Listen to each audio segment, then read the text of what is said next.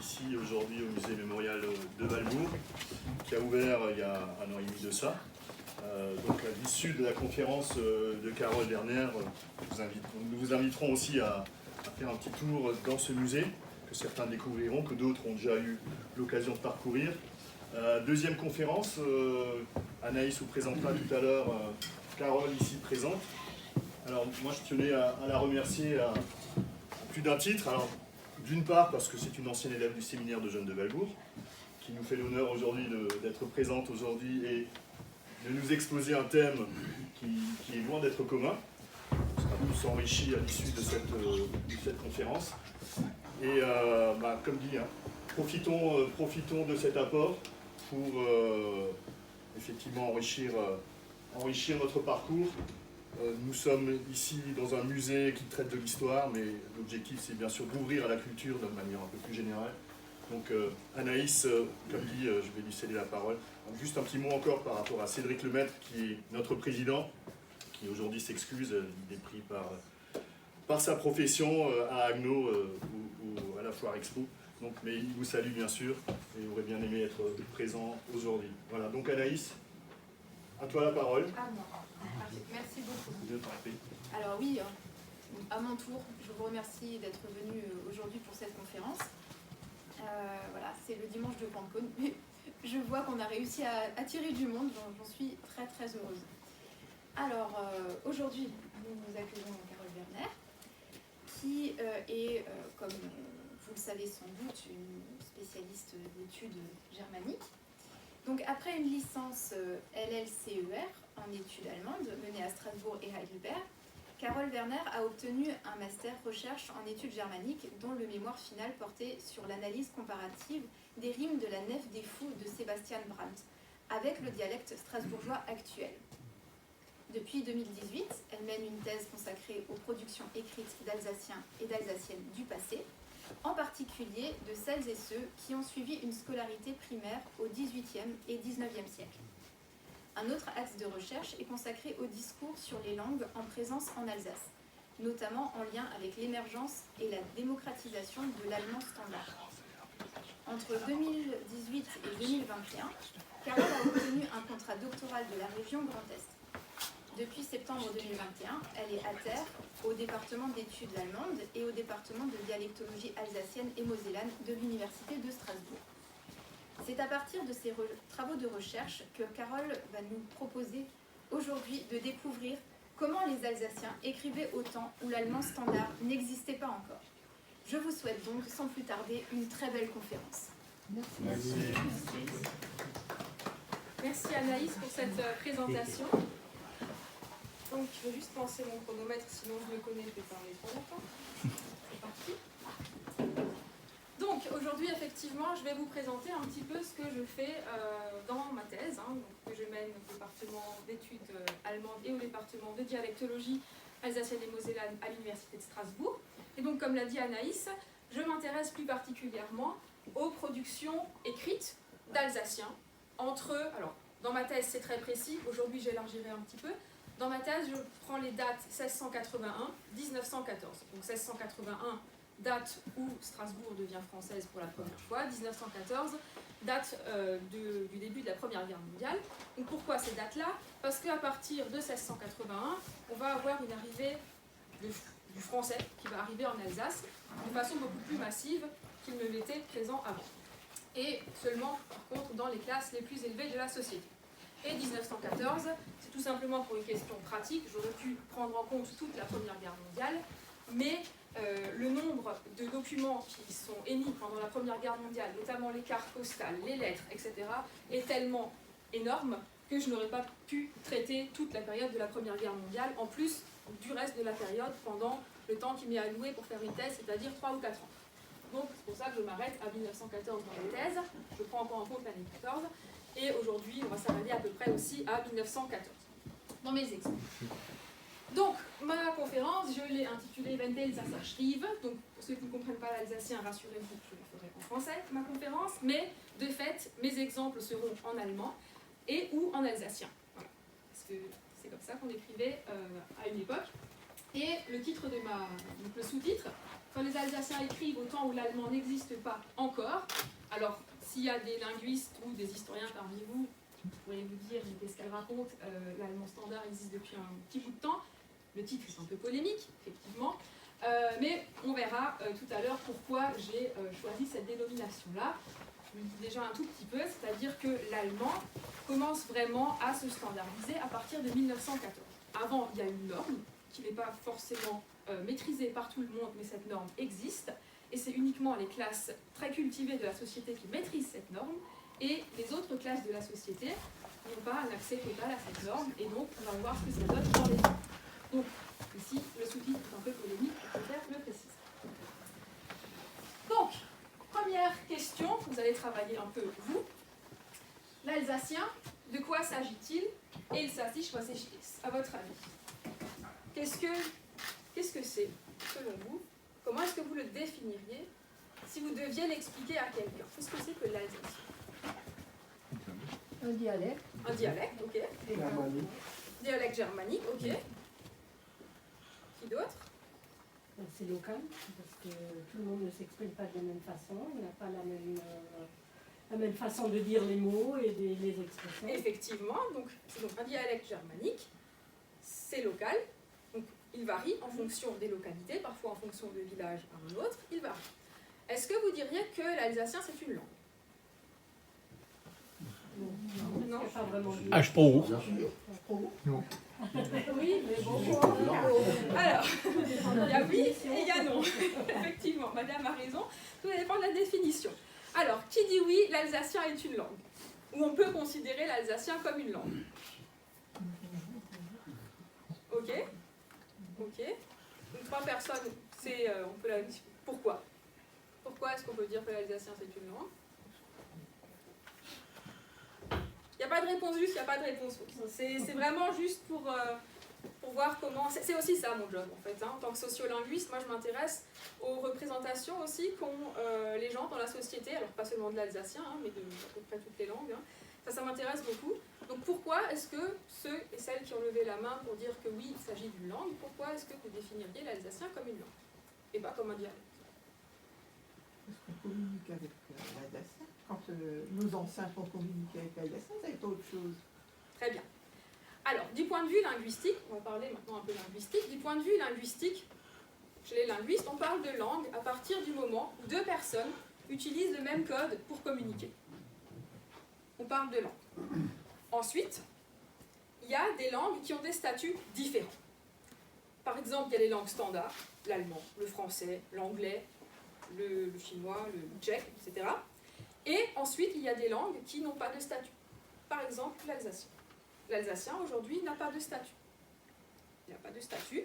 On l'appelle langue minoritaire, langue régionale, mais la charte des langues minoritaires et régionales n'a toujours pas été ratifiée par la France. Donc, pour l'instant, l'alsacien n'a pas de statut. C'est une langue sans statut. Alors, pourquoi est-ce qu'on pourrait l'appeler dialecte, du coup, cette langue? Pourquoi est-ce que vous avez quasiment tous dit en majorité que c'est aussi un dialecte? Qu'est-ce que c'est qu'un dialecte? C'est une variété régionale Uh-huh. d'une langue de grande circulation.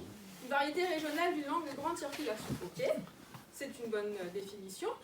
Donc du coup, si on veut ensuite parler un peu linguistique, aussi, quand on parle de dialecte, on parle toujours d'un code linguistique qui est référé à une langue standard. Donc l'alsacien, quand on parle de l'alsacien comme dialecte, c'est-à-dire qu'on sous-entend le fait qu'il y a une langue qui lui est alors sociolinguistiquement supérieure, qu'on appelle l'allemand standard.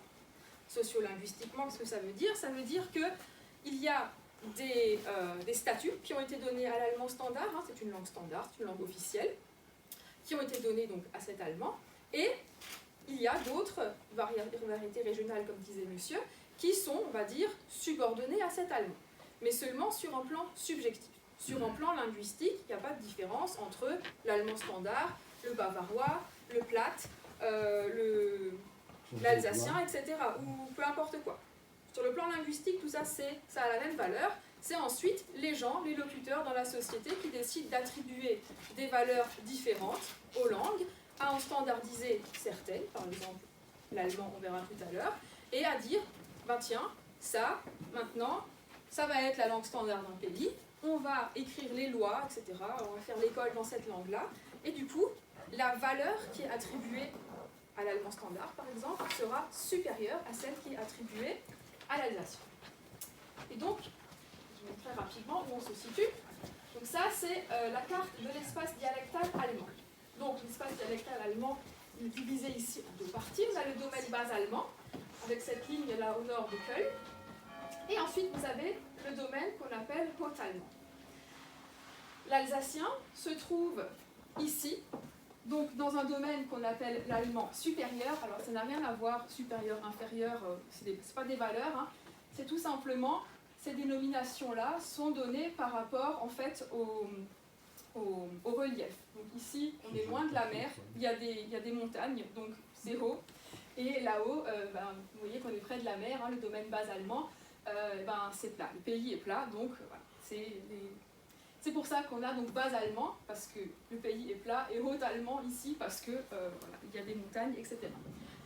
Et donc du coup, l'alsacien se trouve dans dans cet espace qu'on appelle l'allemand supérieur, et vous voyez qu'il y a des lignes ici, donc il y a des lignes qu'on appelle des lignes isoglosses en linguistique, et on a notamment, alors je vais faire un zoom sur l'Alsace, voilà, ici on a donc le cas de l'Alsace, et de la Lorraine germanophone également. Et vous avez justement des lignes ici qui, alors c'est les principales, hein, il y en a d'autres encore, qui structurent cet espace. Donc on a plusieurs variétés en présence en Alsace. On a majoritairement des variétés d'alémanique, donc c'est entre Niederbronn et Fehmarn. Tout ça, c'est ce qu'on appelle de l'alémanique, avec le bas alémanique du nord, entre Niederbronn et on va dire Sélestat, Kaisersberg jusqu'au nord de Colmar. Donc là, la différence, comment on peut différencier le bas alémanique du nord du bas alémanique du sud, c'est la prononciation de CH. Par exemple, pour dire je, vous dites comment en alsacien? Ich, très bien. Ou ich, hein, en fonction ich laut ou pas ich laut. Il y en a qui diront plus ich, moi je vais dire ich, et puis d'autres diront ich, avec un ich laut, un peu comme en allemand. En revanche, au sud de Colmar, vous avez déjà été à Colmar, je pense. Comment ils disent? Voilà. Donc, base alémanique du sud. Maintenant, on va encore descendre un petit peu. Pour un enfant, vous dites a kind. Et si vous êtes déjà allé, ou en Suisse allemande, Suisse alémanique, c'est pareil. Comment ils disent là-bas?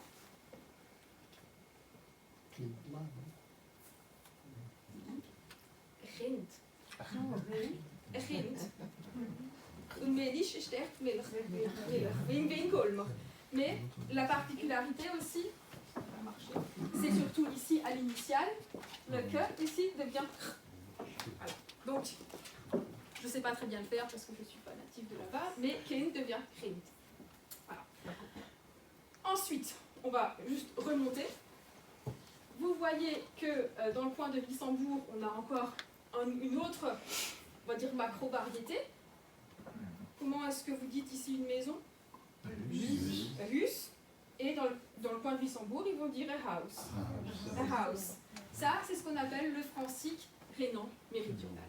Ce house, c'est ce qu'on appelle la diphtongaison bavaroise, qui s'est répandue jusque-là, mais pas en domaine alémanique. Donc là, vous pouvez être sûr que c'est du francique.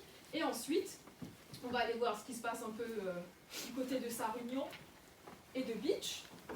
Et là, on a une autre ligne, une dernière ligne, où c'est la différence entre Pont et Pfund. Donc, nous, on va tous dire Pfund ici, sauf si vous venez de Bitche, Sarre-Union, etc. Et après cette ligne, les locuteurs vont dire a peert, a oppel et a Pont. Voilà. Donc ça, c'est les variétés principales que l'on a en Alsace. Et c'est pour vous montrer que la variation, je discutais tout à l'heure avec une dame qui me disait le dialecte varie, oui, c'est une des caractéristiques inhérentes au parler dialectaux, que ce soit alsacien ou d'autres, il varie dans l'espace et dans le temps, et tout ça c'est tout à fait normal. Au contraire d'une langue standard qui elle est standardisée, on a dit on retient un truc et ça va être ça, et tout le reste, ça va être considéré comme des fautes. Voilà, donc ça c'est pour un petit peu vous définir ce que c'est que l'alsacien sur le plan linguistique. Voilà, ça c'est juste ce que j'ai dit avant, mais avec un arbre un peu plus, enfin sans la carte quoi. Et maintenant, encore une question pour vous. Depuis quand l'alsacien existe-t-il? À votre avis, depuis quand est-ce qu'on parle alsacien?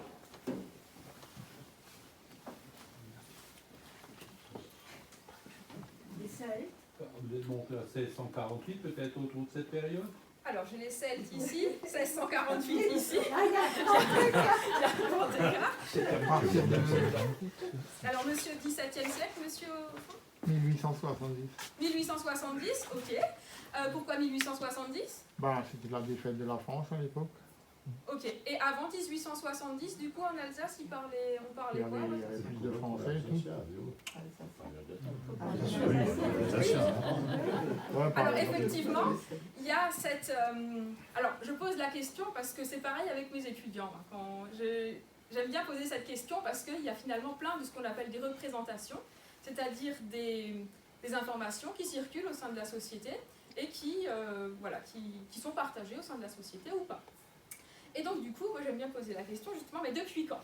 Parce que finalement, en Alsace, il y a eu tellement de changements de nationalité, etc., que parfois, on ne sait plus trop depuis quand on parle cet alsacien.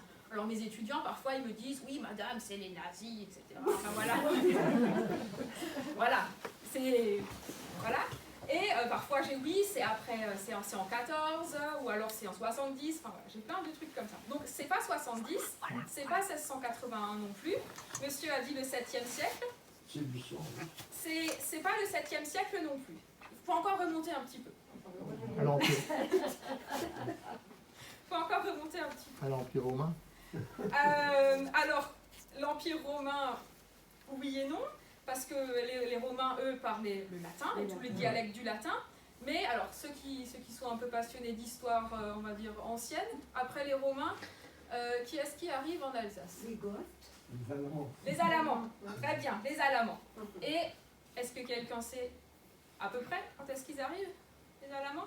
Grosso modo, hein, je ne demande pas de date. 5e siècle, exactement. 5e siècle, et il y a deux dates qu'on retient principalement. Une fois en 406, quand le Rhin gèle. À ce moment-là, le Rhin est gelé.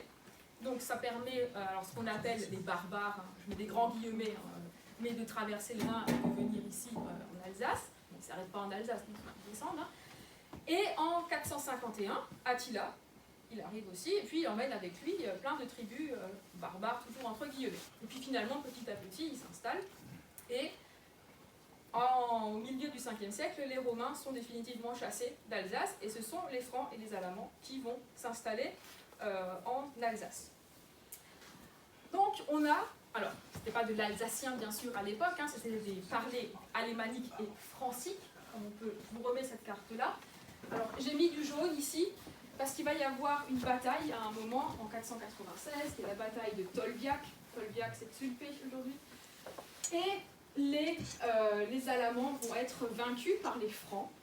Et grosso modo, les Francs étaient installés au nord de l'Alsace et les Alamans occupaient tout le reste. C'est pour ça qu'encore aujourd'hui, dans la majorité de l'Alsace, on parle des variétés alémaniques, ce que j'ai colorié en jaune, vert, je ne sais pas trop ce que c'est la couleur. Et au nord, en fait, ce sont les variétés franciques. Je vous l'ai dit tout à l'heure, hein, il y a deux variétés de franciques, là où on dit Hausfuss et là où on dit Punpun. C'est deux variétés de franciques. Mais les Francs étaient, étaient les chefs, hein, même s'ils étaient numériquement inférieurs, mais les Alamans étaient numériquement supérieurs, mais étaient subordonnés aux Francs. Voilà. Et donc c'est comme ça que les Alamans sont plus ou moins intégrés dans les royaumes francs. Et je vous passe ensuite toute l'histoire, parce qu'on n'a pas le temps maintenant, mais on arrive ensuite en 962, donc on fait un très grand bond. 962 date de la fondation du Saint-Empire romain germanique. Et pour l'Alsace, la majorité de l'Alsace sort en 1648, hein, après la guerre de 30 ans, et Strasbourg va se rendre en 1681 après un blocus des troupes françaises. Voilà. Et donc, pendant toute cette période-là, l'Alsace a fait partie d'un énorme empire qu'on appelle le Saint-Empire romain germanique, qui était, alors vous le voyez sur cette carte, une mosaïque de territoires. Hein. À un moment donné, il y avait à peu près quelque chose comme 300 territoires qui s'administraient plus ou moins librement. Et il y avait aussi des villes libres, comme Strasbourg, on le verra tout à l'heure. Et donc pendant toute cette période-là, en Alsace, on a parlé des parlers dialecto-germaniques. Et principalement, on écrivait en latin, mais petit à petit, il y a eu des faits historiques qui ont fait qu'on est parfois passé du latin à l'allemand. C'est ce qu'on va voir tout de suite. Alors, non, pardon. Avant, il y a quand même un petit processus de standardisation de l'allemand pour vous expliquer un peu comment on arrive finalement à cet allemand. Donc, entre le XIIe et le XVe siècle, quand les personnes qui n'écrivent pas en latin écrivent en allemand, donc ce sont essentiellement, donc entre le XIIe et le XVe, c'est la littérature courtoise, hein, les Minnesänger comme on les appelle en allemand, on a aussi les humanistes, les Pastor Tran, Wimfeling, etc. qui vont écrire en allemand, on les verra tout à l'heure. Donc eux, ils écrivent en allemand et ce sont des dialectes mis à l'écrit. Donc c'est quasiment on va dire de l'alsacien actuel, mais ça y ressemble beaucoup. Et ensuite, vers 1450 jusqu'à 1650, il va y avoir un début de phénomène de standardisation de l'allemand, notamment avec Luther, vous connaissez tous, hein, vous avez tous appris, Luther c'est l'allemand standard, alors c'est pas que Luther, mais lui, avec sa Bible, il a commencé à répandre massivement cet allemand en train de se standardiser dans la société. Et donc on a ce qu'on appelle la langue des imprimeurs. C'est-à-dire que chaque imprimeur, chaque officine d'imprimerie imprimait ses ouvrages avec des caractéristiques bien spécifiques. Il y avait déjà des caractéristiques suprarégionales, donc c'était plus du dialecte local, c'était des caractéristiques suprarégionales, mais on arrive encore à reconnaître entre 1450 et 1650 d'où vient le livre imprimé. Ça c'est très intéressant. Mais du coup on a déjà un début d'uniformisation de la langue, et c'est ce qu'on appelle Druckersprache en allemand et langue des imprimeurs en français. Et ensuite on admet qu'à partir de 1650, il y a l'émergence d'un allemand commun, c'est-à-dire un allemand qui est suffisamment normé, qui est suffisamment standardisé, qui peut être lu et compris par plus ou moins tout le monde. Mais la particularité, c'est que cet allemand commun à partir de 1650 n'est pas parlé. Il est uniquement à l'écrit. À l'oral, les gens continuent à parler leur dialecte. Avec bien sûr, comme aujourd'hui, des registres, le vulgaire, le soutenu, etc. Mais c'est la particularité de l'allemand commun, c'est qu'il a d'abord été écrit avant d'être parlé. C'était une des particularités justement de l'allemand. Donc ça, c'est pour vous faire un peu le déroulement de ce processus de standardisation. Alors, ici, je commence au 12e parce que c'est là où on a le plus de textes. Il y en a déjà avant. Puis au 9e, à Wissembourg, on a un moine qui s'appelle Ottfried de Wissembourg qui a écrit le livre des évangiles en allemand. Et voilà, on a déjà quelques textes, mais en minorité. C'est vraiment à partir du 12e qu'on va avoir beaucoup de textes parce qu'en Alsace, on a la particularité d'avoir beaucoup de poètes courtois, hein, ce fameux Minnesänger.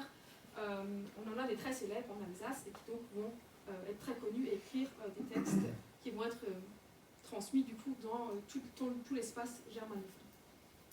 Donc, rapidement, entre donc, le 12e et le 13e siècle, on assiste à l'avènement de la littérature courtoise.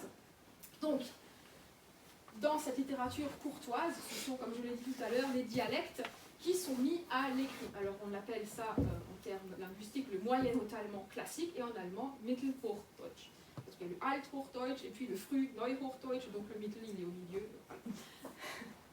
Et donc, cet allemand classique, c'est ce qu'on va appeler une langue de caste. Parce que c'est déjà un début de standardisation, enfin, on ne va pas dire standardisation, mais en tout cas une sorte de mise en commun qui va être faite par ces Minnesänger pour qu'ils puissent être finalement compris par un grand nombre de personnes. Mais cet allemand est uniquement réservé aux chevaliers et aux nobles.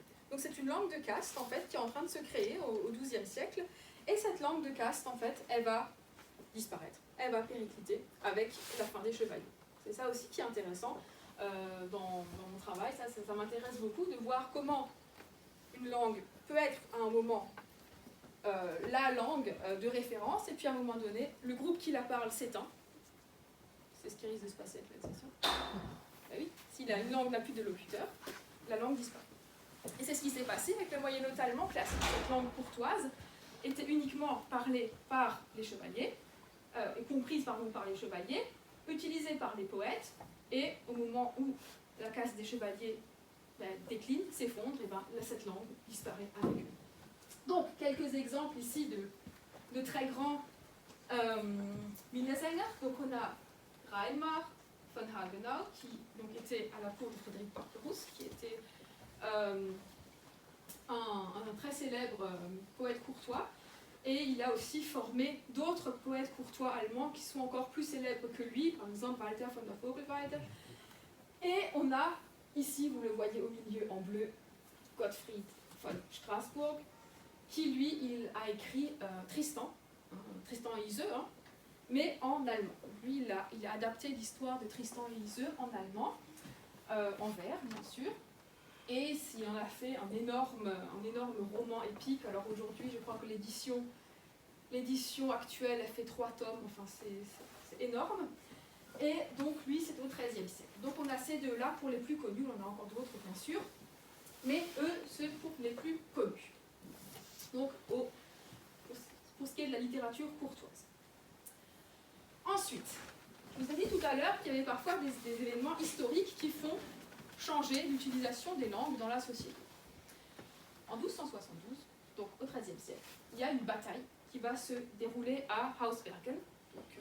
C'est une colline aux alentours de Mittelhausbergen aujourd'hui. Et ce qui va se passer, alors je passe très rapidement, c'est que les troupes de l'évêque Walter von Geroldzek, qui dirigeait Strasbourg à l'époque, vont être battues par la milice strasbourgeoise, donc par les Strasbourgeois.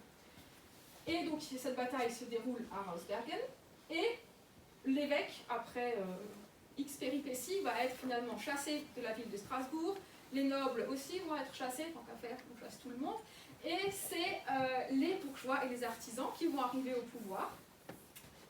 Et, c'est ce que je mets ici, cette bataille va avoir des conséquences linguistiques, puisque la langue de l'église, du clergé, c'est le latin. Voilà. Et en revanche, les artisans, les paysans, eux, ne comprennent pas, ne maîtrisent pas du tout cette langue. Donc, quand ils vont arriver au pouvoir, qu'est-ce qu'ils vont faire? Ils vont arrêter d'écrire les documents officiels, juridiques, etc. en latin, et ils vont les écrire en allemand avec des grands guillemets, puisque c'est toujours cet allemand dialectal mis à l'écrit. Donc ça, c'est un premier événement comme ça que l'on peut observer. Donc à la suite d'une bataille, les usages linguistiques, changent. Donc le premier document officiel de Strasbourg qu'on ait écrit en allemand, c'est en 1270, c'est la charte de franchise, le règlement de la ville de Strasbourg, qui est rédigée en allemand. Et vous voyez que ça va très vite, puisque ici, donc je cite Lévy 1929, puisque à partir de 1292, un document en latin est une rareté parmi les chartes strasbourgeoises. Les documents officiels et juridiques, le latin c'est vraiment rare à partir de 1292. Donc vous voyez que c'est allé très vite au niveau du changement, donc de l'emploi de la langue. Tout ça à cause d'une... Ok, donc j'en ai terminé avec ce siècle, avec cette première flèche là jaune, entre le XIIe et le XVe siècle. Je vais passer maintenant au siècle des imprimeurs et à ce qu'on appelle l'âge d'or de la littérature en Alsace. L'âge d'or de la littérature en Alsace. Donc, au XVe jusqu'au XVIe siècle, on va véritablement avoir des très grands auteurs, des humanistes en Alsace. Vous savez ici Sébastien Brandt à droite. Et Brandt, il va écrire Das Narrenschiff, La Nef des Fous, qui va être un best-seller européen jusqu'au temps de Goethe, quand il va sortir Die Leiden des jungen Werthers. Donc le Narrenschiff, c'était le livre le plus vendu et le plus lu après la Bible, jusqu'à Goethe. Et ensuite, c'est Goethe qui va voler la vedette à Brandt. Et donc vous avez ici quelques grands auteurs de l'Alsace de la Renaissance. Donc vous avez également Thomas Murner, qui est un contemporain de Brandt, mais qui lui va plus faire des écrits religieux. Thomas Murner est moine, Sébastien Brandt il est juriste. Alors lui, il va surtout écrire Murner va surtout écrire des écrits anti-Luther, vous le voyez ici, des grosses lutherischen Nachen. Ça vous donne tout de suite la teneur de l'ouvrage. Et ensuite, vous avez ici Pauli, Vikram et Fischart qui vont écrire les ancêtres des romans, en fait. Je vais donner des petits exemples. Johannes Pauli, il écrit quelque chose qui s'appelle Schimpf und Ernst. Donc ici, c'est un ouvrage un peu, on va dire, didactique. Voilà, il veut instruire les bourgeois, hein, parce que c'est destiné aux bourgeois. Il veut instruire les bourgeois, mais en les divertissant en même temps. Donc ça, c'est pour Pauli. Vikram, lui, il va écrire Das Rollwagenbüchlein. Ça, c'était destiné très spécifiquement aux bourgeois qui prenaient le Rollwagen. Le Rollwagen, quelqu'un sait ce que c'est? La diligence, ouais. C'est la diligence qui allait de Bâle à Strasbourg à l'époque, qui mettait 8 jours. Et du coup, c'est là qu'on est content d'avoir le train ou la voiture. Et du coup, dans ce Rollwagen, eh ben, il fallait un peu se distraire. Et donc, Vikram, il a rédigé ce Rollwagenbüchlein. Et donc, en fait, c'est un recueil de blagues. Voilà, c'est le premier livre de poche qu'on a en Alsace, donc c'est à peu près en comme ça. Hein. Et c'est un livre de blagues. Donc, que les bourgeois qui prenaient la diligence se lisaient pour passer le temps. Et enfin, on a Fischart, qui est extrêmement connu, qui, lui, il a écrit Geschichtssplitterung, et en fait, c'est une adaptation de Gargantua de Rabelais, mais en 3 fois plus volumineux. Donc, vous voyez, alors là, pareil, j'ai mis seulement quelques références. Il y en a beaucoup plus. Ils ont tous beaucoup écrit. Brand qui va écrire des centaines et des centaines de textes. Fischart qui va beaucoup écrire aussi. Et tout ça pour vous dire qu'à cette époque-là, l'allemand écrit s'unifie en fait de plus en plus. Et on quitte vraiment ces dialectes mis à l'écrit pour arriver à quelque chose de plus unifié. Alors, maintenant, je vais juste avoir besoin d'aller à l'ordinateur parce que j'ai quitté le... Oh, c'est déjà pas grave.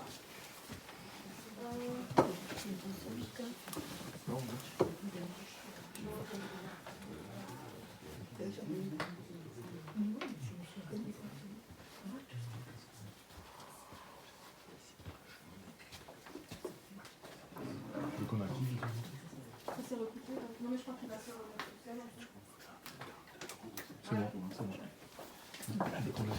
Non, en fait, c'est parce que je l'avais caché. Du coup, il fallait que je la retire.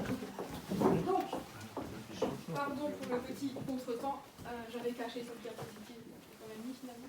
Donc ici, on a un exemple du Narrenschiff dans les graphies de l'époque. Hein, et le portrait ici, c'est le fou des livres. Et ça raconte l'histoire. Rand dénonce ici les gens qui, à l'époque, ont beaucoup de livres, mais qui ne les lisent pas. Et qui se vantent d'avoir plein de livres et haha, regarde tout ce que j'ai sur ma bibliothèque, parce que les livres à l'époque c'était très cher. On pourrait comparer ça aujourd'hui hein, avec les gens qui ont des télés aussi grandes que cet écran et voilà, qui se vantent d'avoir des télés, 3 voitures dans le garage. Voilà. Et Brand qui va critiquer tout le monde. Hein, il s'en prend à l'empereur, il s'en prend au pape, il s'en prend aux gens qui discutent à l'église, enfin voilà, il s'en prend à tout le monde, il critique tout le monde. Et voilà, et il prend la société, la société est peuplée de fous en fait, d'où Narrenschiff. Hein. Et du coup ici je vous ai mis en gras les passages qui se rapprochent le plus de ce qu'on connaît aujourd'hui en alsacien. Alors, il y a des trucs qui sont... Alors, Brand, il est très lettré, il est juriste, donc il a une langue quand même très, très châtiée, etc. Mais il y a parfois des choses que l'on peut mieux comprendre, par exemple, en comprenant l'alsacien. Par exemple, je vais commencer ici. Par exemple, von Bächern habe ich großen Hort verstanden, doch drin gar wenig Wort. Donc ça, c'est facile. Ensuite, on a un truc un peu plus littéraire. Et ensuite, wo man von Künsten redet tut, sprich ich, daheim habe ich's fast gut. Damit lasse ich mich begnügen mich, dass ich viel Becher vor mir sich. J'adapte ma prononciation à la prononciation de l'époque, parce qu'on a des conventions assez particulières, mais là aussi, c'est finalement assez facile à comprendre. Ensuite, je vais aller sur la deuxième colonne. Ich hab viel Becher auch des Glück und liest doch ganz wenig darin. Worum wollte ich sprechen, min Sinn? Ensuite, le dernier passage en gras. Ob ich hab einen groben Sinn, doch so ich wie Gelehrten bin, so kann ich Ita sprechen. Jo, ist Tütschen Deutsch, ist die Tütschen, c'est Deutsch und Deutsch. Des Türkischen Orden bin ich froh, dann ich gar wenn ich kann Latin, Brand qui est juriste, c'est lui, c'est l'autodérision, je ne sais pas le latin. Ich weiß, dass Wienum heißt Wien, voilà. Kuklus c'est le Gauch, c'est le hibou, hein. Kuklus ein Gauch, Stultus c'est le terme latin pour un fou, ein Dor, hein, un fou. Und das ich heißt Domne Doktor, voilà. Und das ich Herr Doktor heißt. Donc lui-même, il se moque un peu de lui-même, même dans ce passage-là. Et c'était un peu pour vous montrer que on peut, en s'aidant de l'alsacien pour comprendre les textes anciens, parfois on y arrive mieux qu'en réfléchissant allemand standard actuel. Donc, c'était d'ailleurs un des objectifs de mon master, comme l'a dit Anaïs tout à l'heure. Voilà, donc là c'était juste pour vous montrer un petit peu à quoi ça pouvait ressembler l'allemand au XVe siècle. Petit résumé de ce que je viens de vous raconter là à l'instant, avec distinction orale à l'écrit, donc je vais commencer par l'oral. Les dialectes sont majoritaires, donc tout le monde parle encore le dialecte. Vers le milieu du XVIe, on va voir apparaître un peu de français à Strasbourg, parce que Strasbourg accueille des réfugiés réformés qui sont chassés. Donc Strasbourg les accueille en disant venez, il n'y a pas de problème. Et donc du coup, à Strasbourg, il y a un peu plus de français qui arrivent, mais ça reste encore tout à fait neutre, et les dialectes, enfin l'alsacien avec des guillemets, n'est pas et les dialectes ne s'influencent pas comme aujourd'hui, hein, il n'y a pas d'influence. Ça c'est pour l'oral.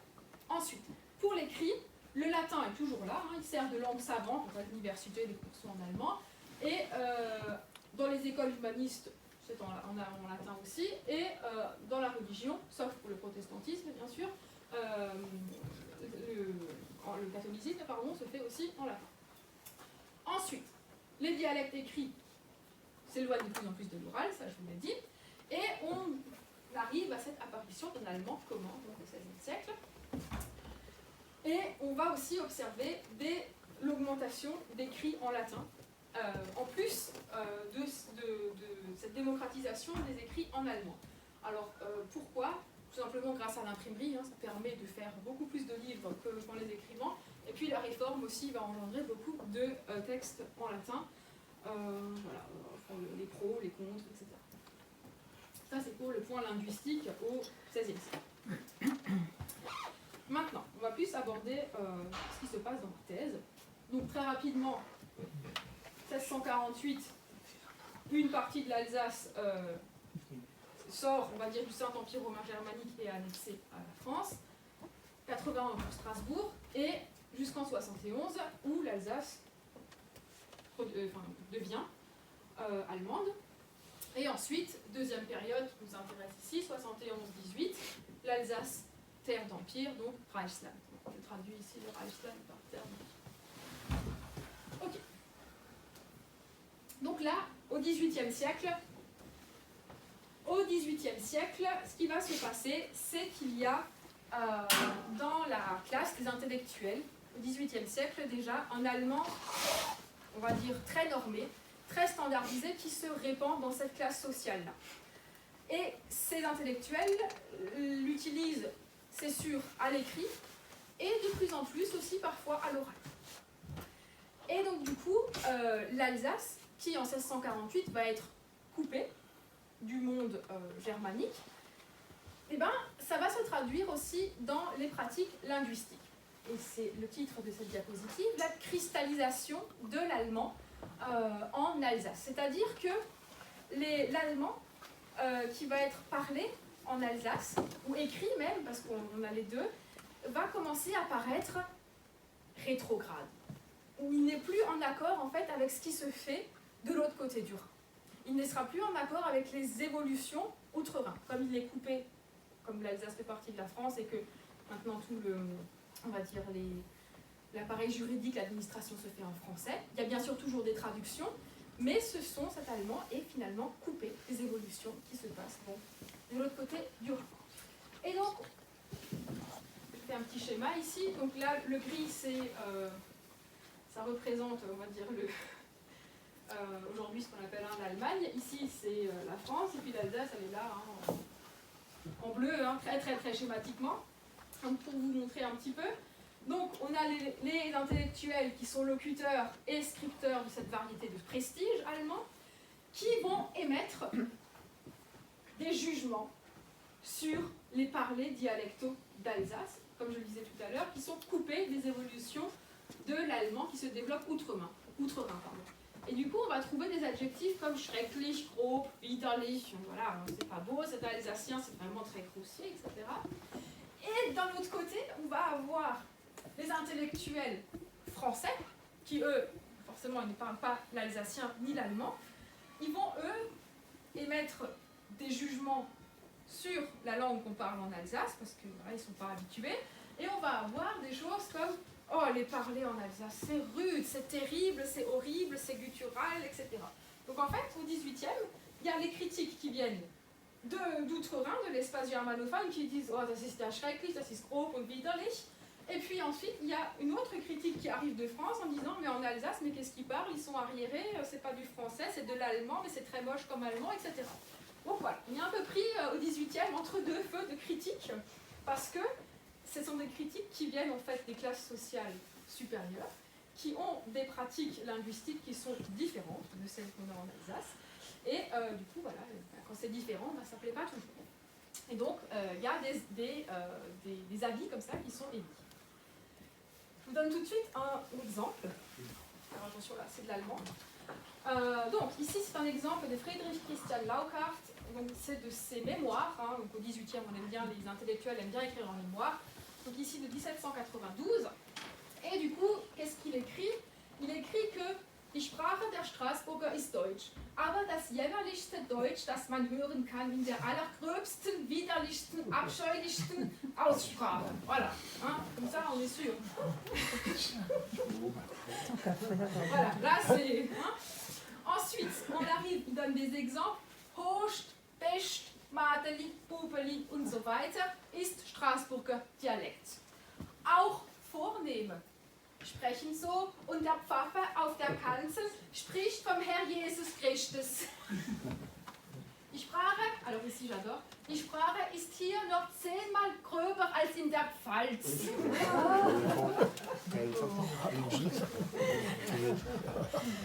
Et ensuite, sehr viel Französisch wird indes da auch geredet, besonders beim Militär. Voilà. Donc au XVIIIe, on a ces écrits-là, on en a plein. Les intellectuels qui vraiment sont choqués par ce qu'on parle en Alsace, par les prononciations. Et alors, cette histoire avec la Pfalz, ça c'est quelque chose de très récurrent. Il y a comme ça des ensembles linguistiques qui sont souvent critiqués. Alors, dans l'espace germanophone, hein, dans son entièreté, c'est souvent la Pfalz et l'Alsace qui sont critiqués parce que voilà, les prononciations sont gutturales, moches, etc. On peut aussi juste voir pour l'Alsace, hein, en général, c'est le Koronsberg. On peut parler du Koronsberg, alors là, voilà, si vous voulez un exemple de parler qui se fait bien critiquer dès le 16e, hein, dès le 16e, c'est dans le Koronsberg, ils sont rudes, ils sont arriérés, quoi. C'est des lieux communs, des topoi comme ça qui reviennent. C'est normal aussi, hein, dans le cours de l'histoire, on les retrouve. Donc ça, c'est pour vous montrer le genre de critique qui existe au XVIIIe siècle, justement entre ces personnes qui commencent à se servir d'une langue plus ou moins normée, standardisée, et les autres qui n'ont pas accès à cette norme parce que l'école n'est pas pour tout le monde à l'époque, etc. Et donc, ici on ne voit pas très bien, c'est un peu sombre, mais du coup ce que vont faire les intellectuels allemands à l'époque, ils vont créer des dictionnaires et des grammaires de cette variété qui parlent entre eux. Donc ils sont une petite quinzaine à l'époque en Allemagne, hein. Et le plus connu d'entre eux, c'est Johann Christoph Adelung, qui va écrire 2 grammaires de l'allemand, il me semble, et un dictionnaire, avec moult rééditions. Et du coup, dans ces dictionnaires-là, ils vont débattre entre eux, alors, en fonction de l'intellectuel qui sortira son dictionnaire, hein, dans les préfaces, en fait, ils vont dire, oui, alors, moi je fais un dictionnaire épuré de tous les mots qui sont vraiment pas beaux, de tous les gros mots que les paysans utilisent, etc. Bon, ils font une première édition, et puis dans la réédition, vous relisez la préface, et là, et c'est intéressant de voir leur processus de réflexion en disant, bon, ben j'ai quand même finalement ajouté les mots, les mots vulgaires, etc. Mais parce que bon, on les utilise quand même. Voilà. Donc c'est intéressant de lire les préfaces des rééditions parce qu'on voit en fait comment ils construisent entre eux cette langue et comment. Enfin, c'est très intéressant. Donc ça c'est pour Adelung. Et alors ça c'est pas son dictionnaire définitif. Son dictionnaire définitif il sortira en 92. Celui-là est de 74, mais il y en aura un autre en 1792. Donc je vais vous donner quelques exemples. Donc, ce que vous avez en haut, c'est un exemple que j'ai sorti de ma thèse. Donc, c'est la note de frais d'un... Alors, il est maçon. Non, il est serrurier, pardon. Ici, c'est le serrurier. C'est un serrurier de Strasbourg qui s'appelle Ham. Je n'ai pas grand-chose d'autre sur lui. Et qui travaille chez des bourgeois, chez le notaire Russell. Et qui fait des notes de frais au notaire en fonction de ce qu'il répare. Et donc, du coup... dans ma thèse, quand j'ai ce genre de choses-là, moi, en tant que locutrice du 21e siècle, quand je vois Pendel et Schlüssel, ou Schlüssel, quoi, enfin, en fonction de comment on le prononce, je me dis, tiens, ça c'est du dialecte. Mais, attention, c'est pas forcément du dialecte en 1824, ça peut être tout simplement une norme d'usage de l'époque. Donc moi, ce que j'ai fait pour être sûre qu'il s'agissait vraiment d'une occurrence dialectale dans un écrit plus ou moins en allemand, je suis allée voir dans le dictionnaire de l'époque, ou à peu près de l'époque. Là, on est chez Adelung en 93, et puis mon écrit il est de 1824, c'est encore les mêmes normes. Donc chaque fois que je repérais une occurrence qui me paraissait correspondre à ce que je recherchais, hop, j'allais regarder dans le dictionnaire, je comparais aussi plusieurs dictionnaires pour voir s'il y avait consensus ou pas à l'époque, et ensuite, voilà, je commentais dans ma thèse. Donc, je vais rapidement vous commenter ça. Donc il écrit an den Puppenkasten für die Kinder das Schloss und ein Pendel abgebrochen, zurechtgerichtet, einen neuen Bart auf den Schlüssel gelegt, du coup, ein neues Teil an das Pendel gemacht und wieder angemacht. Il décrit ce qu'il a fait. Et donc du coup, je suis allée voir Pendel. Alors déjà, chez Adelung l'écrit avec E, alors que Ham ici, il écrit avec un umlaut. Donc là aussi, parfois... c'est pas trop, il faut s'adapter. Et donc il écrit das verkürzte Diminutivum von Band für Pendelein, welches nur in den gemeinen Sprecharten üblich ist. Donc ici, pour moi, c'était intéressant, parce qu'il dit que Pendel, c'est uniquement utilisé par alors ici dans les gemeinen Sprecharten, donc dans les parlers, voilà, les populaires très, très communs, quoi. Ici, j'ai un serrurier. Oui, ça correspond. J'ai ensuite fait d'autres recherches, je ne les ai pas mises là parce que ce n'est pas l'objet maintenant de faire de la comparaison de dictionnaire, mais vous voyez, comme ça on arrive à définir que, ah ben oui, dans un texte en allemand quand même assez bien normé, il a utilisé Pendel, donc il a fait appel à son dialecte, parce qu'il sûrement qu'il ne savait pas comment dire autrement, et du coup, ça, pour moi, c'est des indices de, ah ben oui, il a fait appel à de l'activation de ce qu'on appelle le répertoire dialectal. Ok, donc ça c'est pour, on est là à peu près premier tiers du 19e. Donc, un serrurier qui sait lire et écrire au 19e, en Alsace c'est quasiment normal, puisque à la fin du 18e, il y a plus de 80 hommes et plus de 80% des hommes et 40% des femmes qui savent lire et écrire en Alsace. Donc c'est une alphabétisation très forte, notamment grâce au protestantisme, puisque dans le protestantisme, il faut que le croyant puisse avoir accès lui-même au texte. Donc les gens sont très alphabétisés en Alsace comparé au reste de la France, où on est à peu près à 3-4%. Et donc là, Yves Biche le reprécise que l'alphabétisation est plus forte dans les territoires protestants. Et l'alphabétisation va aussi gagner les campagnes progressivement. Et, alors j'adore ce texte, qui date de 1777. Et c'est un autre père, en français, écrit avec des graphies allemandes, mais c'est un autre père en français, alors ici c'est Michael Erhardt à Bergstedt. Et donc c'est un paysan de Bergstedt, lui j'ai pu savoir qui c'est, donc c'est un paysan de Bergstedt qui en 1777, il a eu accès, alors comment, je ne sais pas, mais à un autre père en français qu'il a dû entendre oralement. Parce que ce qu'il écrit, c'est de la transcription orale. De quelqu'un qui parle français avec un accent allemand ou alsacien. Le premier, là, les deux premiers mots, c'est notre père. Notre père. Ensuite, je continue. Ça, c'est un Q. Qui est saucier. Il a écrit S-O-S-I-E. Qui est saucier. Qui est saucier. Ensuite, ton nom soit sanctifié. Ensuite, ici, le Touraine, là, c'est ton règne. Ton règne. Ensuite, nous satisfions. Ta volonté soit faite. Alors, S-W-E-F-E-T, voilà, soit faite. Soit faite. Alle, Allah, hein, alle. Ensuite, terre, D-E-R, gomme, G-O-M, hein, gomme, au ciel. Voilà, etc., etc. Donc, en fait, ce monsieur a retranscrit un Notre Père en français. Et ça, je trouve ça extrêmement intéressant. En plus, il a quand même écrit, il a très bien calligraphié aussi. Donc c'est très intéressant de voir que dans les campagnes, en 1777, il y a certaines personnes qui puissent faire ça. Alors comment est-ce qu'il a entendu un Notre Père en français? Enfin, je ne sais pas trop. Puisque, en plus, Berstedt est protestant, si je ne me trompe pas, protestant. Donc voilà, ça c'est très intéressant, mais c'est pour vous dire que les campagnes, ils s'alphabétisent aussi au XVIIIe siècle. Et ici, pour ce cas-là, en France.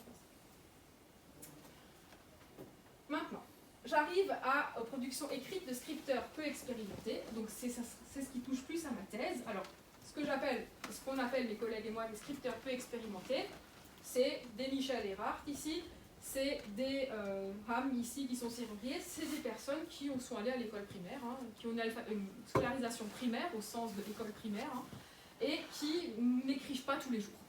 Ils écrivent quand ils ont besoin d'écrire, mais c'est pas tous les jours. Aujourd'hui, vous prenez votre téléphone, vous écrivez, voilà, vous écrivez tout le temps. Tout le monde écrit tout le temps. À l'époque, ces classes-là n'écrivent pas tout le temps. Donc on les appelle les scripteurs peu expérimentés, dans une question de neutralité, pour ne pas les appeler, alors,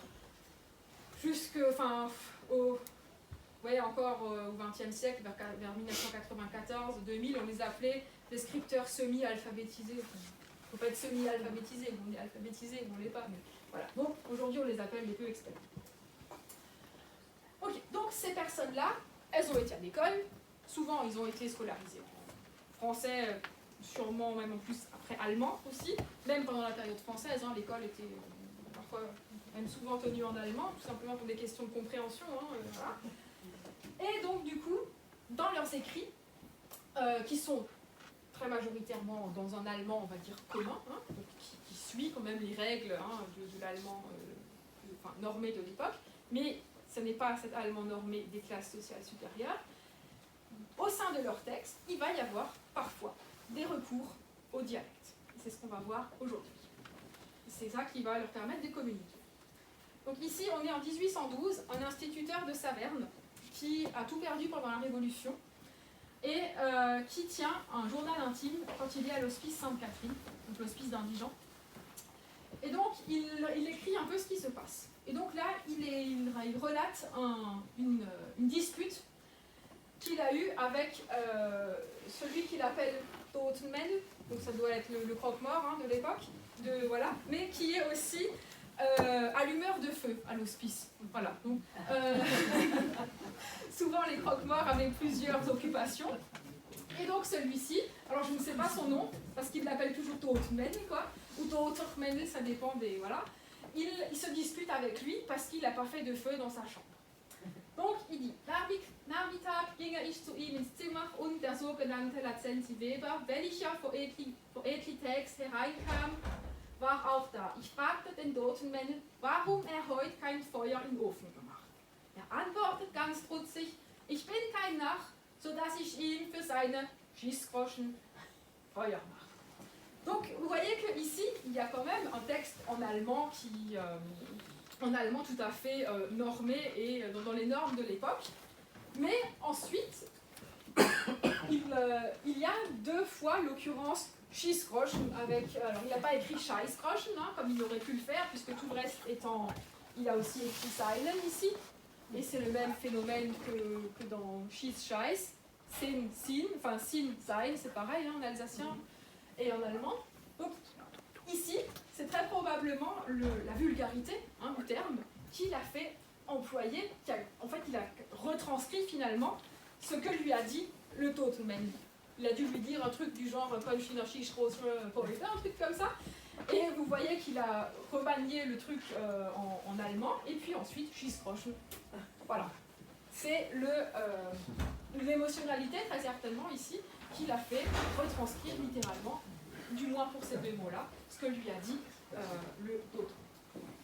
Okay. Ça, c'est un exemple. Pour ce qui est de l'émotion. Ensuite, on va voir ce qui se passe maintenant chez les agriculteurs et chez les artisans. Eux, ils vont avoir recours au vocabulaire du quotidien dans leurs écrits. Et on va tout de suite voir ce que ça donne. Donc là aussi, texte en général en allemand. Et ensuite,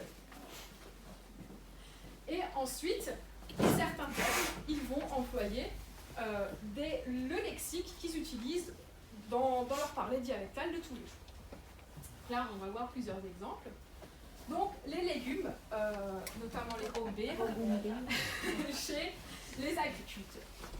Donc, je vais commencer par le premier point là-haut. Donc, Klein, Offenheim, donc j'ai la chance de vivre avec un descendant d'agriculteurs du Korsberg, qui, en fait, sa famille a gardé tous les livres de raison, ou ce qu'on appelle les livres de raison, où les paysans écrivaient tous les jours ce qui se passait. Donc aujourd'hui, il y a un moulin qui est né, où il a fait beau, il a fait moche, etc. Et du coup, là, l'ancêtre de mon conjoint, en 1851, il a rendu un service à un voisin, il semble, et il lui dit item, donc de même, ça commence toujours par item, hein, donc de même, item, dir ein Wagen voll Brombeeren geholt. Voilà. Donc, voilà. Et alors, vous voyez qu'il a écrit Wagen, il n'a pas écrit Wege, comme dans le Korsberg, il aurait pu, hein, mais Brombeeren, ça, voilà. Brombeeren, c'est là, c'est comme ça, parce qu'il ne connaissait pas la variante standard, comme on peut la retrouver ici en 14, Kartoffel. Donc, ici, il a écrit Brombeeren. Ensuite, on va voir ce qui se passe chez Gerber en 1885.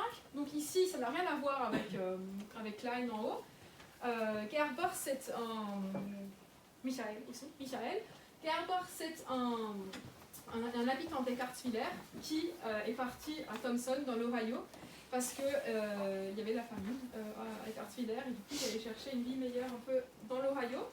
Et lui, en fait, j'ai ces lettres à lui qu'il a renvoyées à sa famille à Otterswiller. Et c'est la Société d'Histoire de Saverne qui m'a gentiment laissé consulter ces lettres-là.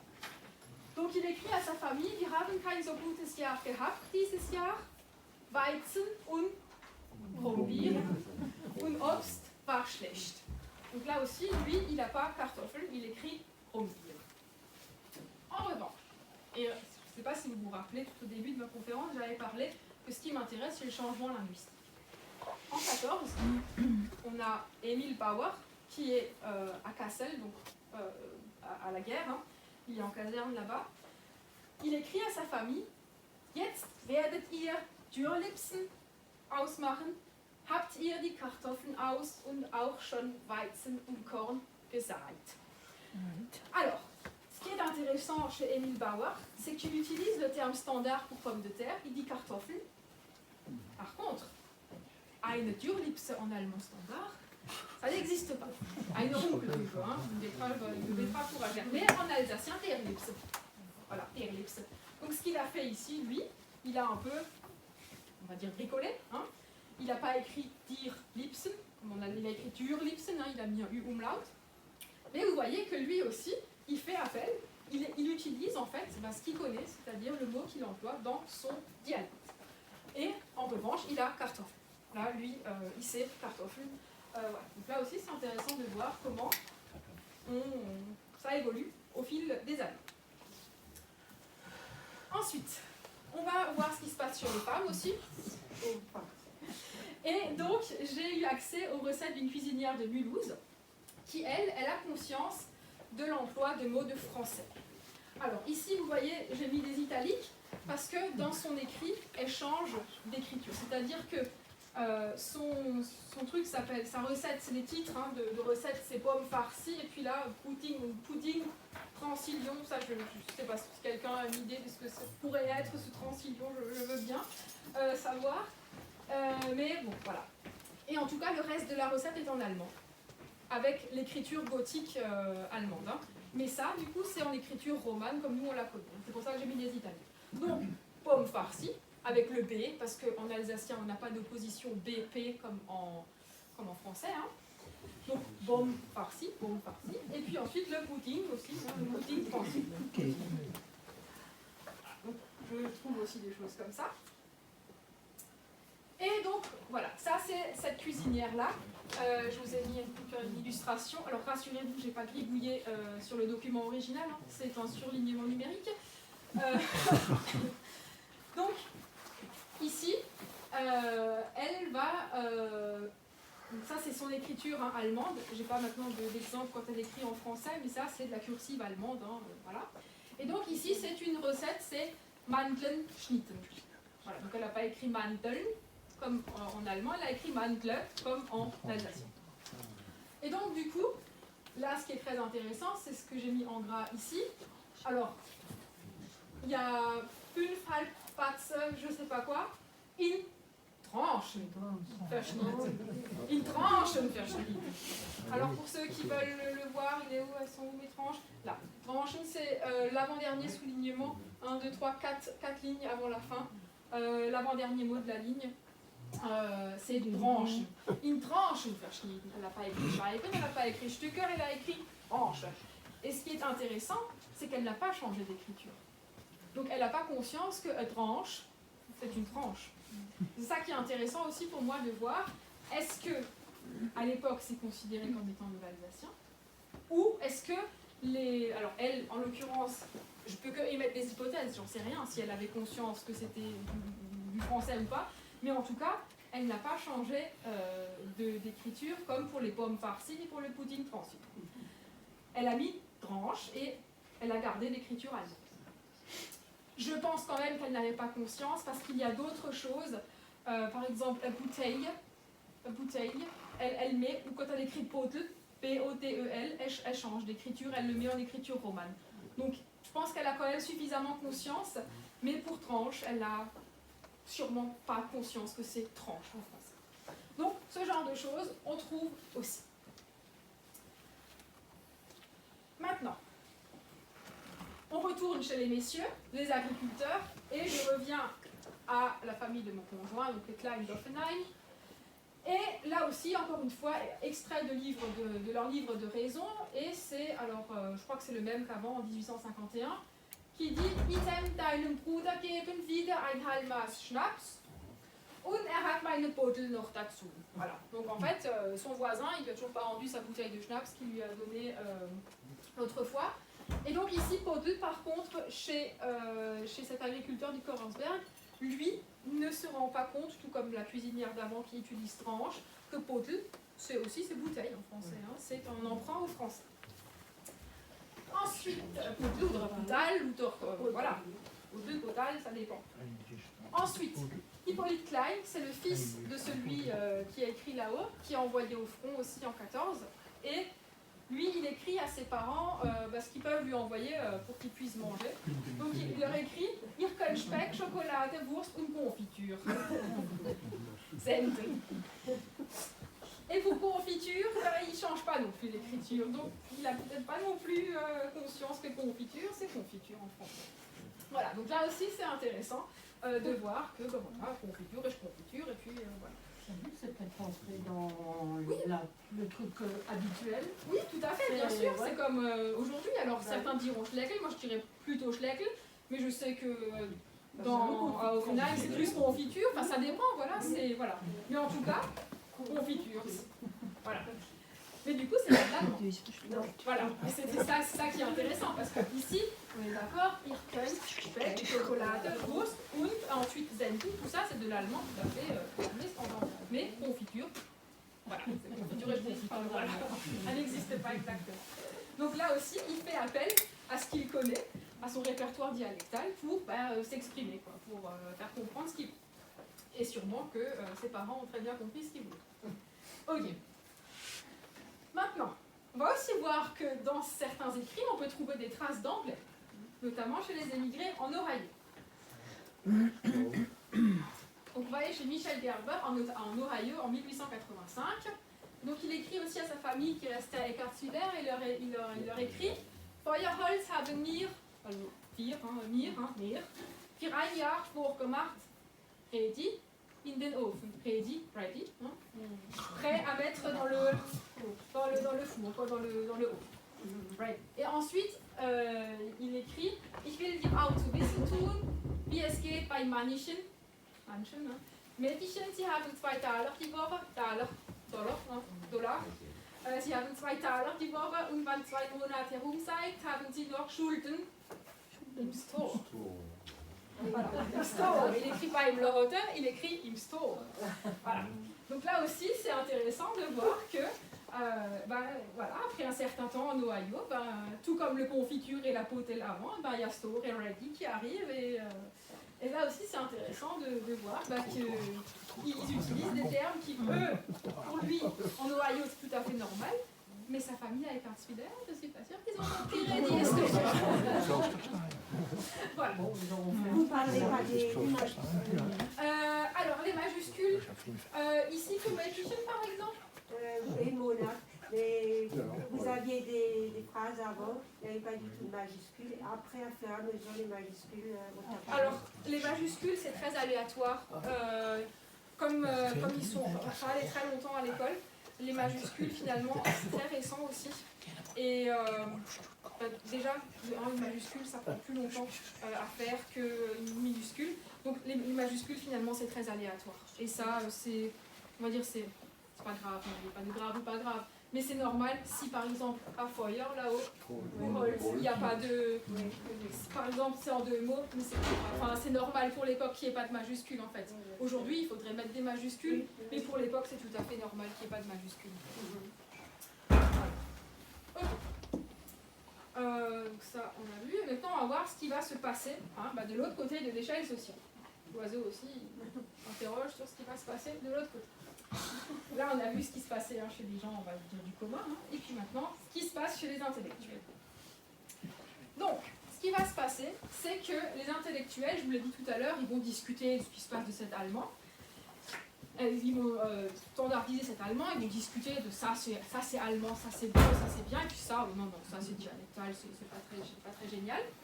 Et donc, du coup, ce qu'ils vont faire, c'est qu'ils vont, alors, premièrement, émettre des commentaires sur l'allemand c'est ça, les dialectes c'est ça, l'alsacien c'est ça. Et ils vont aussi faire des comparaisons avec le standard, c'est-à-dire ils vont dire le dialecte c'est plus vulgaire que l'allemand, ou alors non c'est pas plus vulgaire finalement, il y a juste certains mots, mais en allemand aussi on a des mots qui sont vulgaires, etc. On va trouver des choses comme les dialectes sont plus anciens que l'allemand, etc. On a aussi ce genre de choses comme les dialectes sont naïfs, sont plus naïfs que l'allemand parce qu'ils sont utilisés par le peuple, etc. Ils véhiculent des émotions alors que l'allemand pas, c'est plus une langue de lettrés, etc.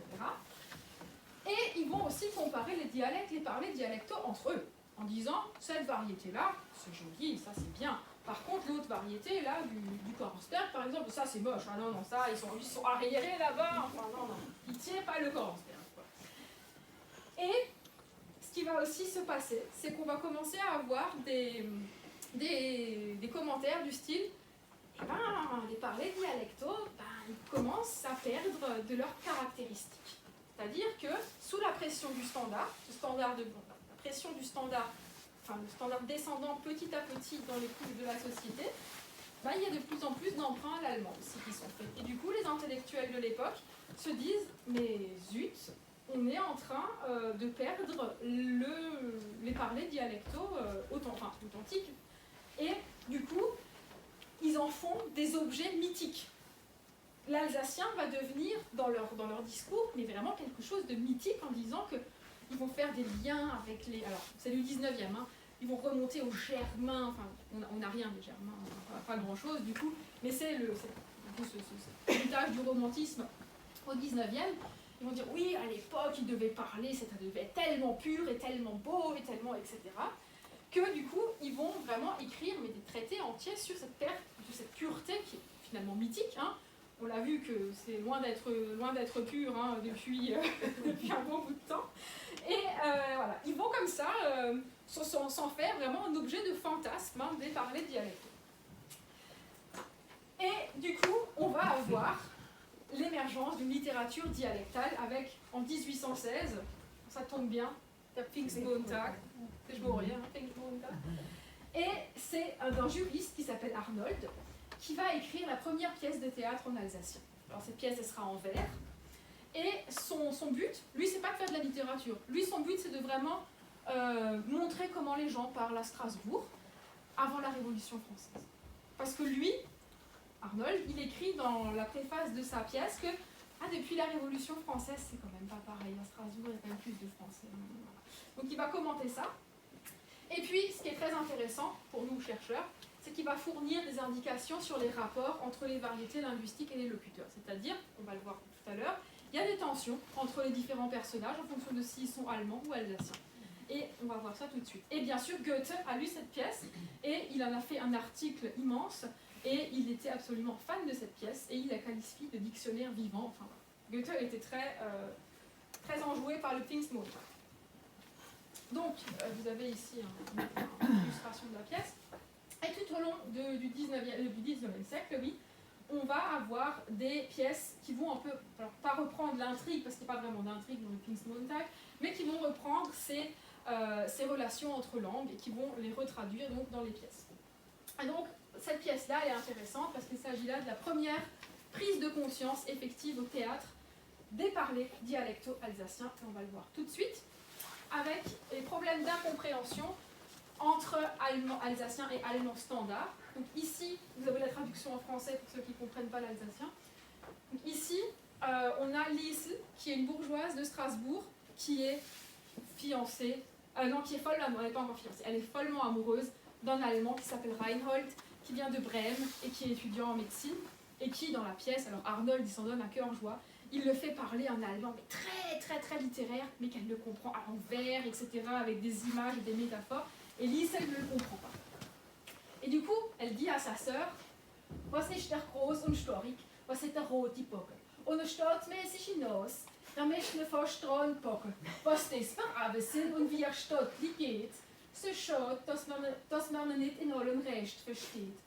Es ist ein norrischer Spruch des Hochdeutsch, da heisst Steher ein Steher, ein Tag ein Tag, Papier, das ist Papier, ein Schmutz heisst der ein Kuss, Hitz sagt man nicht nein, Hitz, verliebt sagt man Liebe, un schnur est un Bindfaden. Voilà. Donc là, en fait, elle fait des comparaisons entre son parler à elle et ce que lui dit Reinhold dans son allemand standard et exagérément littéraire.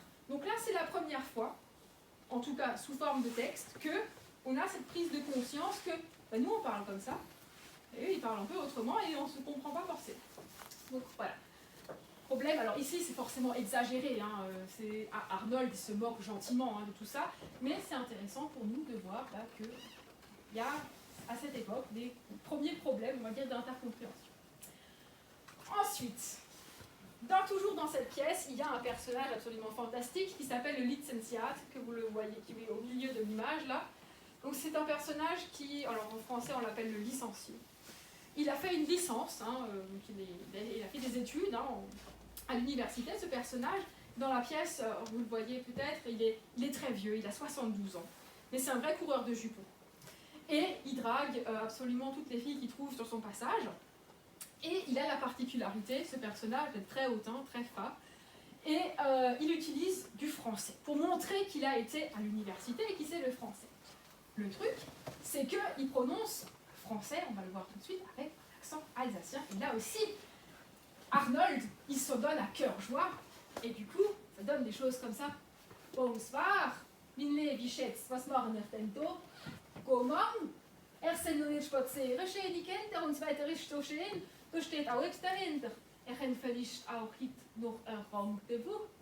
Da wollte ich bitte drauf, ein Taler für ein Sou. Der Reinhold ist Schötti, ich saß, doch gar nicht so gut. Ich habe gefürchtet, dass mir nichts so am Leben tut. Pourquoi? Warum? Wer jetzt mit diesen fremden Mischeln glistig verschied. Oui. Donc, ce personnage, il raconte, il pense être supérieur aux autres en utilisant le français, mais en fait, il se ridiculise. Et bien sûr, Arnold, ici, il exagère, il en met pong pong, adieu, je m'en vais. Voilà, je m'en vais, voilà, je m'en vais. Voilà. Et comme il trouve, voilà. Et ce qu'il y a encore, ah oui, alors ça, c'est mes préférés. Sie hätten even nicht reden sollen so. Schön wie pas un cochon. Schön wie pas un cochon. Et ensuite, alors ça, c'est collector. C'est faux. Ça n'est pas vrai.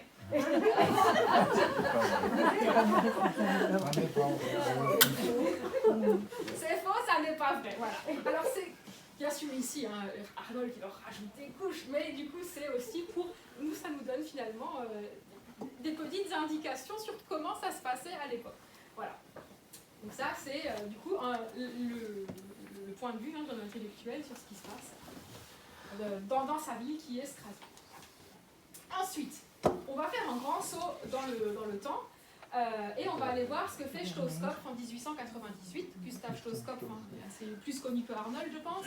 Il a écrit cette pièce de théâtre de Hermer. Voilà, peut-être que ça vous connaissez, de Hermer, oui. Et donc du coup, il y a deux personnages absolument fantastiques ici, qui sont les vélocipédistes. Donc vous avez, alors photo d'époque ici, des deux vélocipédistes qui, dans la pièce, parlent français, sont de la ville, sont extrêmement hautains, enfin surtout l'homme, la femme ne dit pas grand-chose, pour avoir joué le rôle de la vélocipédiste, pas eu grand-chose à dire. Et par contre, l'homme, lui, voilà, a eu très hautain, il frime devant ses paysans. Et donc du coup, ils arrivent à vélo, et le vélocipédiste, son pneu crève, et il s'adresse à l'aubergiste du village, dans un village de campagne donc, en lui disant « Eh oh, si vous pouvez nous soigner une voiture. » Alors, soigner une voiture, c'est ce qu'on appelle un calque en linguistique, puisqu'ensuite il le retraduit directement en alsacien. Voilà. C'est comme un calque pour vous donner autre chose. C'est comme quand on dit en français satire. Voilà. C'est on prend l'expression allemande, alsacienne, anglaise, ce que vous voulez, et on la traduit juste en français. C'est ce qu'on appelle un calque. Une calque en fait, tout simplement. Et donc voilà. Et donc il continue. Et donc ce qui est intéressant, c'est que se soigner une voiture, c'est pas uniquement dans cette pièce que ça a été fait exprès pour amuser le public. On retrouve encore se soigner une voiture dans des petits manuels qui sont édités jusqu'en 1935, qui sont destinés aux écoliers alsaciens, et où on leur dit « Non, mais vous, les Alsaciens, vous parlez tellement mal le français, vous dites des trucs horribles du genre « soigner une voiture », ça se dit pas, on dit « pourriez-vous nous procurer une voiture ?» Donc on a ce genre de manuel, quand même, c'est assez agressif quand même, où on leur dit « Mais non, vous, de toute façon, vous parlez super mal, voilà comment il faut parler ». Donc ce genre de manuel aussi, on trouve plein dans les archives. Et justement, il y a dans un manuel de 1932, se soigner une voiture, c'est la première occurrence du manuel. Donc c'est vraiment un truc effectif dans la société à l'époque. Donc le public a très bien compris se soigner, enfin du moins ceux qui parlaient le français à l'époque, qui sont allés voir le Hermer, ont très bien compris que se soigner une voiture, pas forcément comme ça qu'on dit en français. Ok, alors maintenant on a bien rigolé sur le français, mais on va aussi voir ce qui se passait avec l'allemand, parlé en Alsace. Et là aussi, les auteurs dramatiques vont émettre des critiques sur l'allemand standard, ou du moins ce que les gens pensent être du standard, tel qu'il est parlé en Alsace. Donc je vais commencer par Alphonse Pic, en 1977. Et donc du coup, il met en scène Madame Berzina, qui pense que, parce qu'elle tient un bar dans lequel les étudiants viennent picoler, qu'elle aussi, elle sait parler allemand. Et donc du coup, elle dit à je ne sais plus quelle figure d'autorité qui parle uniquement l'allemand standard dans la pièce, alors que Madame Berzina, sinon elle parle uniquement l'alsacien dans la pièce, elle lui dit « Sonst aber ist das Karlin ein recht liebes und gutes Mädchen ». Donc le sonst ici, voilà, alors à la limite sonst oui, mais pas sonst. Et ensuite, ist das Karlin, ça aussi, hein, c'est une adaptation, on va dire, un essai d'adaptation de l'alsacien à l'allemand. Donc c'est une critique, ici, de la part de Pic, des Alsaciens qui essayent de parler Portdeutsch.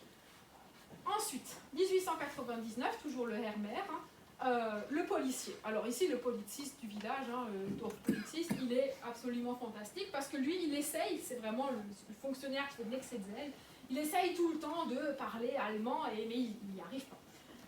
Donc, d'ailleurs, vous le voyez ici dans le Didaskali, Polizist Deutsch, Ratebrechend, et il lui dit, Sie haben aber eine Gans zu Tod gefahren und deshalb protokolliere ich sie. Voilà, donc, alors il essaye, mais bon, on voit bien que voilà, c'est pas tout à fait ça.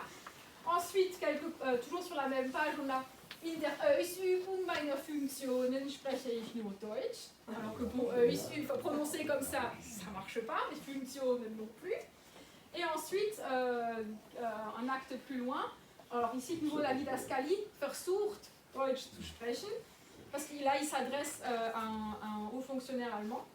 Il lui dit Nichts verunglückt, ah non, il s'adresse au maire.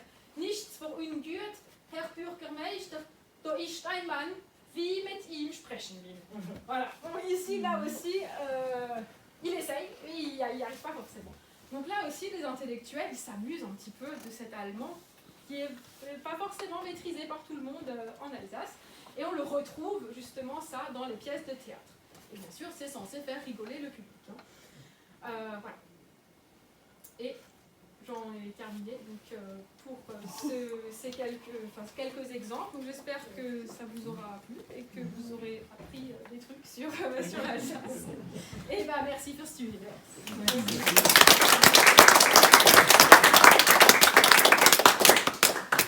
Merci beaucoup Carole pour cette conférence.